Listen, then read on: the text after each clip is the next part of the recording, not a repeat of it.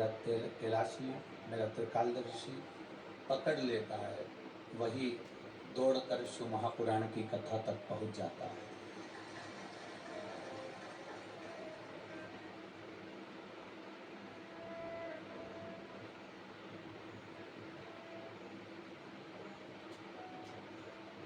एक गाय चराने वाला, एक भैंस चराने वाला, बकरी चराने वाला, गाय भैंस बकरी जहाँ चलती रहती है, चरती रहती है, गाय भैंस चराने वाले की निगाह उस पर बनी रहती है। अगर गाय चराने वाला गाय पर निगाह ना रखे तो गाय इधर उधर चली जाती है। भैंस पर निगाह ना रखे तो भैंस इधर उधर चली जाती है। बकरी पर निगाह ना रखे तो बकरी इधर उधर चली जाती है। फिर वो हाथ में डंडा रखता है, उस डंडे से फिर उसको मारता है और मार कर पीट कर संभाल कर फिर उसको वापिस सही जगह पर लेकर आता है।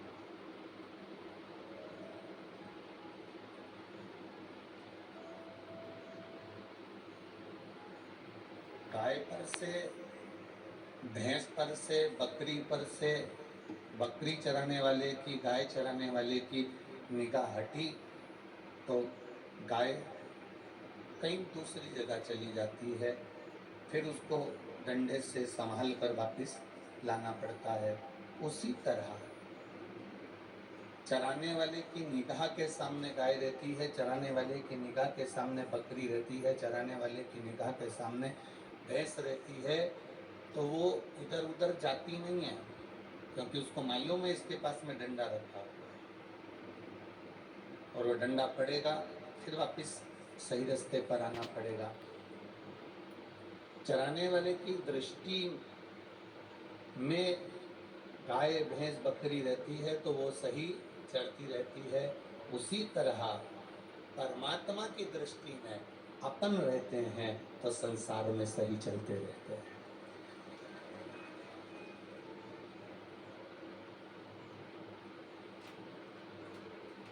एक डंडा गाय चराने वाले के पास में भी है तो एक डंडा कर्म का उस परमात्मा के पास में भी है।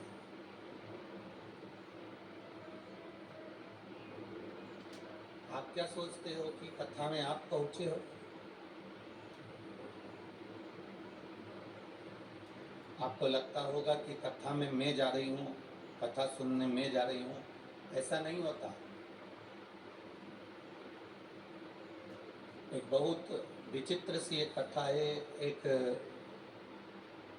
बकरी रोज एक सेठ जी की दुकान पर आ जाती और उनके सामान में, उनके जो किराने का सामान था, चना था, फूली थी, लाई थी, परमल थी, पोहा था, दाना था, उसमें मुंह मार देती। तो वो दुकान वाला बाहर निकल के बकरी को खूब मारता। बकरी फिर मुंह मार देती, वो फिर मारे, वो फिर मुंह मारती। जब भी उधर से निकल के जाती, उस रास्ते से निकल कर जाती तो वो मुंह मार देती। तुमने अपने देपालपुर में भी देखा होगा या जिस गांव में तुम रहती हो उस गांव में देखा होगा, कोई कोई बकरी जाते जाते हर किसी के ओटले पर बैठ जाती है, कोई कोई बकरी किसी के ओटले पर चढ़ जाती है, कोई कोई बकरी किसी के ओटले पर जाकर कोई सामान रखा रहता है, किसी की दुकान में घुस गई, किसी की दुकान में प्रवेश कर गई, कोई सामान रखा है उसको खा लिया।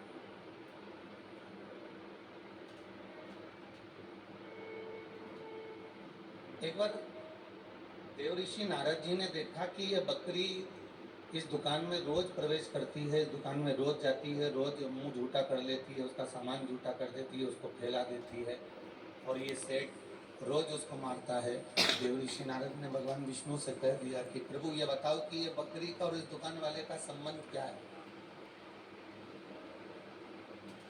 भगवान नारायण ने कहा ये दुकान पर जो बैठा है, ये जो बकरी है, ये इस दुकान का मालिक है।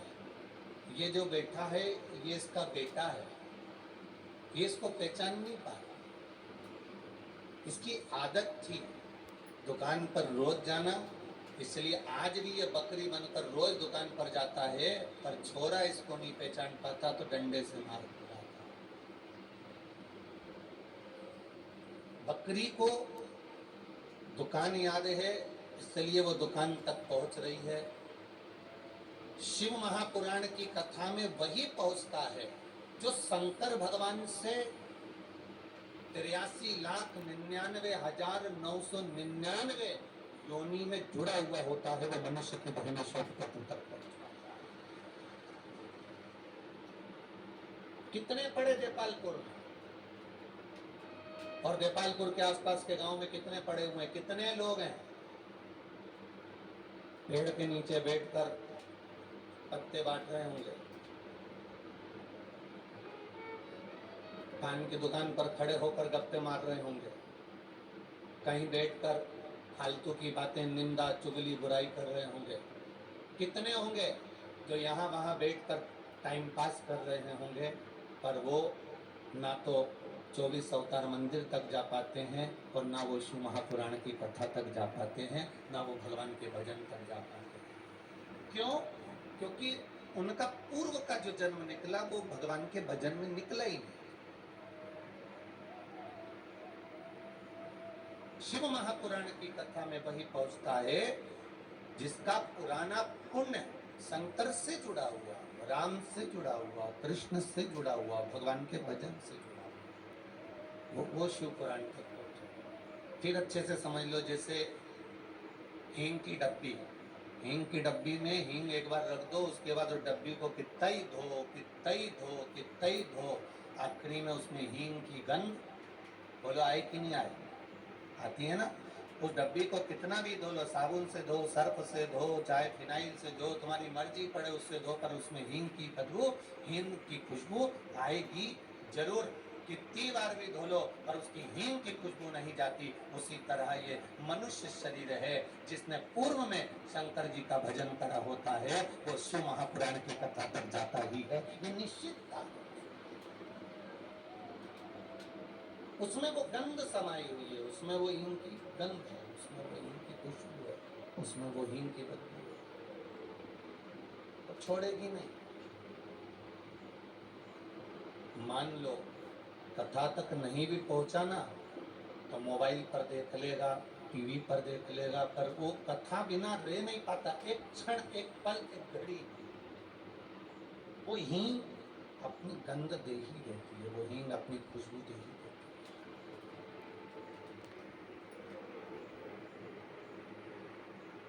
आपको लगता होगा कि आप शिव महापुराण की कथा तक जा रहे हैं, तो ये आपकी गलतफहमी है। आपके पूर्व के कर्म, आपके पूर्व का भजन, आपके पूर्व का कीर्तन, आपके पूर्व का मंत्र जाप, आपके पूर्व का किया गया नाम जाप, आपके पूर्व का किया गया स्मरण आपको शिव महापुराण की कथा तक लेकर आता है, भगवान के भजन तक लेकर आता है। और भजन में बल क्या है?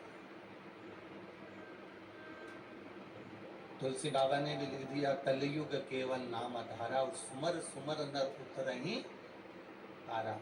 कलिकाल में नाम की परिभाषा को जानना है। एक वो चाबी रहती है ना, एक केवल अकेली चाबी, अकेली चाबी, तो वो कहीं पर भी खो सकती है, कहीं रखकर भूल सकते हो, कहीं रखी रह जाए, कहीं अलमारी पर रखी रह जाए, कहीं भूल जाओ, यहाँ आए तो यहीं भूल गई, अकेली चाबी। और मान लो उस चाबी को, उसमें एक गोल छल्ला डाल दिया जाता है, उस चाबी में एक अलग से एक किरिंग डाल दिया जाता है, एक कोई गुच्छा डाल दिया जाता है, कोई धागा बांध दिया जाता है, कोई डोरी बांध दी जाती है, कोई नाड़ा बांध दिया जाता है, कोई मोली बांध दी जाती है। क्यों? क्योंकि उस चाबी में अगर वो कपड़ा बांध दिया, उस चाबी में चिंदी बांध दी, उस चाबी में अगर धागा बांध दिया, उस चाबी में अगर मौली बांध दी, उस चाबी में गुच्छा बांध दिया या किरिंग बांध दिया या कोई छल्ला उस चाबी में बांध दिया, तो वो फिर खोएगी नहीं, अपने पास में बंदी की बंदी रहेगी, पर्स में डली की डली रहेगी, मेरे पास छुपी की छुपी रहेगी, वो फिर कहीं खोती नहीं है। उसी तरह चाबी में अगर चिंदी बांध दी जाए, चाबी में धागा बांध दिया जाए, तो वो चाबी खोती नहीं है। और जिसके हृदय में, जिसके गले में अगर रुद्राक्ष या तुलसी की माला बांध दी जाए, तो वो संसार सागर में फिर खोता नहीं। सिंगल चाबी होगी अकेली तो कहीं पर भी खो सकती है, रख गए तो भूल जाओगे। उसमें चिंदी बांध दो, उसमें कपड़ा बांध दो, उसमें धागा बांध दो तो वो खूंटी पे टंगी रहेगी, कहीं हलिया में धरी रहेगी, कहीं कपड़ा के खूंटी पर वो टंगी हुई है। उसमें एक छोटा सा चिंदा, एक छोटी सी धागा, एक छोटी सी मौली, एक छोटा सा गुच्छा, एक छोटा सा क्रीम उसमें बांध दिया जाता है, जिससे वो चाबी बंदी रहे, और बंदी रहे तो कहीं टंगी रहे। उसी तरह हम अगर जब तक भगवान से लगे नहीं हैं, हम जब तक परमात्मा से लगे नहीं हैं, हम जब तक सत्संग से, संकीर्तन से, भजन से, कीर्तन से, मंत्र जाप से, स्मरण से लगे नहीं हैं, तब तक हम भी कहीं ना कहीं खो रहे हैं। काम में, लोभ में, आसक्ति में, वासना में, तृष्णा में, क्रोध में, हम कहीं ना कहीं खो रहे हैं। और एक बार अगर हमने अपने इस चाबी में, इस मन रूपी चाबी में, इस हृदय रूपी चाबी में, शरीर रूपी चाबी में एक रुद्राक्ष लाकर डाल दिया, एक भगवान का भजन लाकर डाल दिया, राम नाम, कृष्ण नाम, शिव नाम ले जाकर छोड़ दिया, तो फिर ये चाबी खोने वाली नहीं, फिर ये खूंटी पर परमात्मा के चरणों में टंगी ही रहेगी, फिर ये खोने वाली नहीं। ब्रह्मा जी ने सृष्टि की रचना की, शिव जी से पूछा कि मैं सृष्टि तो बना दूंगा, पर इस सृष्टि का निर्माण कैसे करना है। शंकर भगवान ने कहा कि आधे पुरुष बना दो, आधे स्त्री बना दो। अब इनको लगा कि एक ही शरीर में आधा पुरुष आधा स्त्री बनाना है, तो इन्होंने आधा पुरुष आधा स्त्री बनाने के चक्कर में किन्नर को उत्पन्न कर दिया। पूरी पृथ्वी पर सबसे ज्यादा मात्रा में थे तो किन्नर ही किन्नर थे, ना पुरुष था ना स्त्री। पूरे ब्रह्मांड में ना पुरुष ना स्त्री, केवल किन्नर।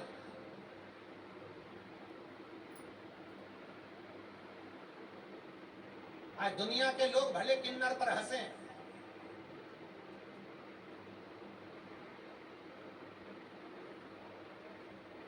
आज दुनिया के लोग भले किन्नर पर आक्षेप लगाएं, उंगलियां उठाएं, राड़ा टेढ़ा बोले, पर शिव महापुराण की कथा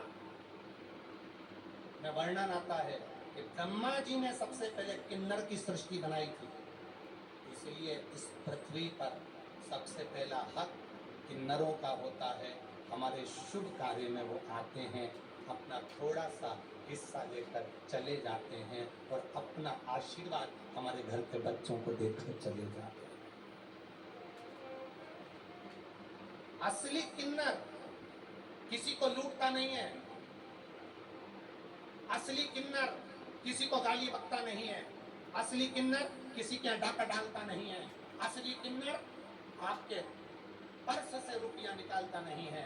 असली किन्नर तो वो होता है जो भगवान के भजन में डूबता हुआ आपके दरवाजे पर नाचने भजन करने आ जाता है, थोड़ी सी देर आपका गुणगान करेगा, थोड़ा सा उसमें भिक्षा में लेगा, जो मिल गया राम नाम कृष्ण नाम करता हुआ अपने आश्रम में वापस चले जाता है। आज कई लोगों ने किन्नरों को भी बदनाम कर कर रखा है, रोडों पर कहीं उपद्रव मचाना, कहीं आड़ा टेढ़ा कहना, अपशब्द कहना, कहीं गाड़ी रोकना, कहीं ट्रेनों में चढ़ना, ये सब असली किन्नर नहीं करते। वो अपने मठ में रहना, अपने आनंद में रहना, अपने भजन में रहना।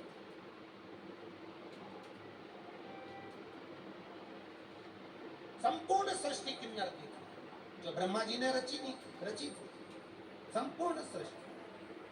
इसमें एक पुरुष नहीं था, एक स्त्री नहीं थी, पूरी पृथ्वी पर किन्नर ही किन्नर थे, ना पुरुष ना स्त्री। भगवान ब्रह्मा और भगवान विष्णु नीचे आए तो देखा कि यहाँ तो गजब हो गया, किन्नर ही किन्नर इंसान।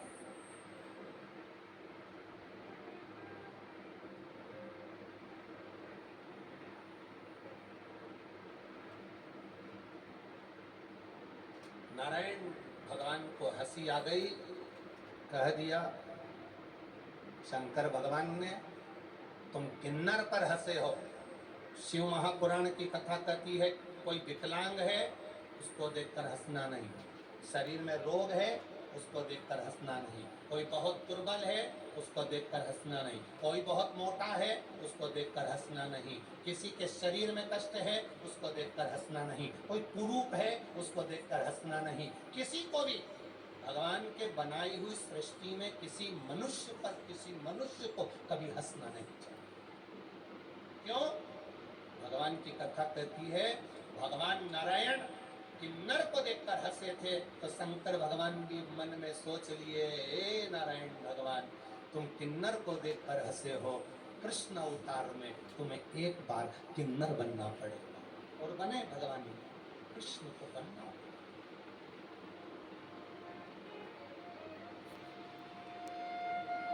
ये कथा आपको पहले भी सुना चुके हैं, सुनी है ना सबने, पूर्व में सुना चुके। भगवान कृष्ण को भी किन्नर बनना पड़ा एक बार।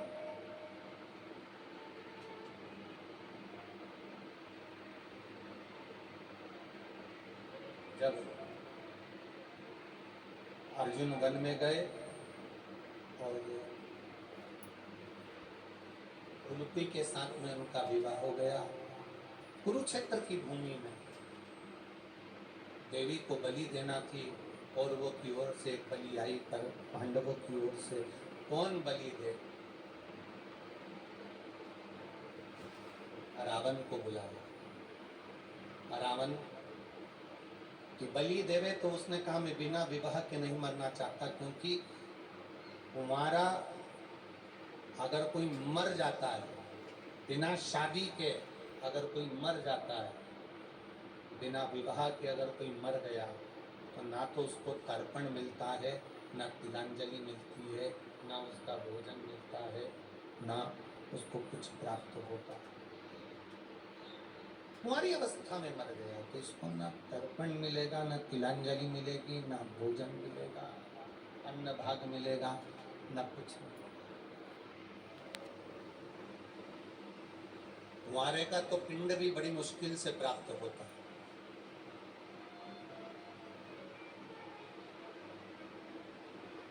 कुंवारा मरा हुआ व्यक्ति का केवल मोक्ष का एक ही साधन है, गर्भ में कोई बच्चा 6 महीने से लेकर कुंवारी अवस्था तक 14 साल, 15 साल, 16 साल, 20 साल, 21 साल, 22 साल, 23 साल, 24 साल, 25 साल, 30 साल, कुंवारी अवस्था में अगर कोई मर गया, बेटा बेटी, गर्भ के 4 महीने से लेकर 20, 25, 30 साल तक भी अगर कोई कुंवारी अवस्था में मरा है, उसको कोई पिंडदान कर दे, तर्पण कर दे, तिलांजलि कर दे, ब्राह्मण को भोजन करा दे, कितना भी दान दे दे, उसकी मुक्ति नहीं होती। उसकी मुक्ति का केवल एक साधन है, वो है शिव महापुराण की कथा। जब सुनकर कोई व्यक्ति निकल कर जाता है, उस रास्ते में जितने घर पड़ते हैं, घर के लोग कथा सुनने वाली नारी पुरुष का केवल दर्शन कर लेते हैं, तो उसके घर में अगर कोई कुंवारा भी मरा होता है तो उसका मुक्ति हो जाती है। अगर कोई कुंवारा भी मरा है तो उसकी मुक्ति हो जाती है, मोक्ष हो जाता है। केवल कुंवारी अवस्था में मरे हुए जीव, इसीलिए आपसे कहते हैं, ये दुनिया के लोग कहते हैं पुलिस वालों ने गाड़ी इतनी दूर रुका दी, पुलिस वालों ने गाड़ी वहां छोड़ दी। कभी अच्छा सोचो और कभी अच्छा सोच कर अच्छा विचार करो कि इतनी दूर गाड़ी खड़ी करने का क्या कारण था। हो सकता है इतनी दूर चलने में जितने लोग आपका दर्शन करेंगे, आपके शरीर से कथा सुनकर जाने के बाद जितनी तरंगे निकलेगी, वो तरंगों से ना जाने कितने मरे होंगे, उनका कल्याण हो जाएगा। अच्छा भी तो विचार करो, अच्छा भी तो सोचो थोड़ा सा कि कुछ तो उसमें अच्छा होगा जो हमारी जिंदगी को संवारने वाला होगा, सुधारने वाला होगा।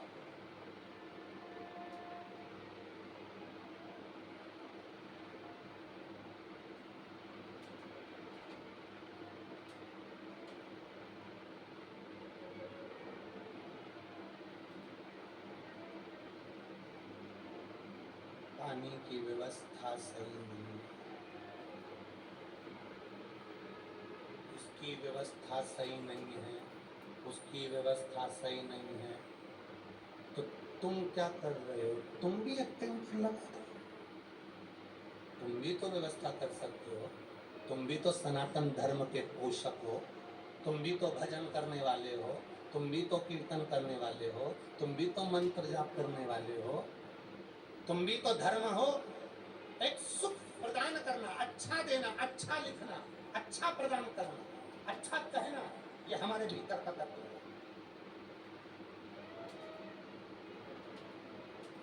दुर्योधन को दुनिया में कोई अच्छा नहीं मिला और युधिष्ठिर को दुनिया में कोई बुरा नहीं मिला, दृष्टि का दोष था।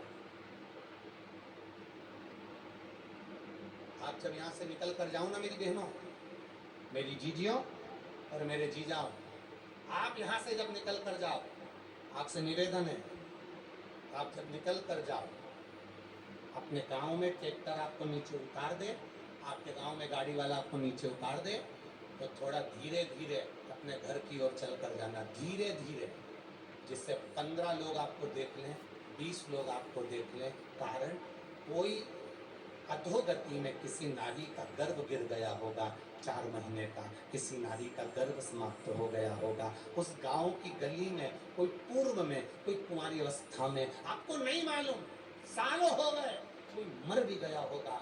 आपके चलने से अगर उसके जीव का कल्याण हो जाए तो इससे बढ़कर कोई सुख नहीं हो सकता, कोई सुख